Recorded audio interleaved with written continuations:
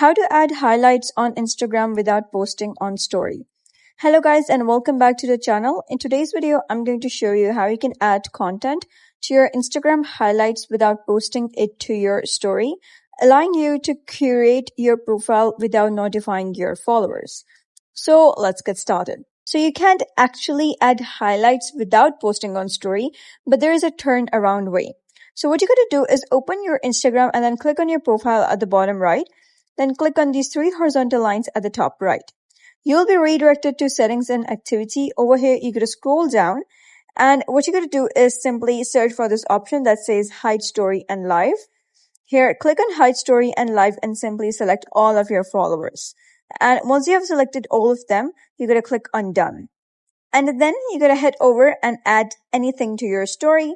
And then you can simply click on highlight over here and then select the highlight where you wish to add this.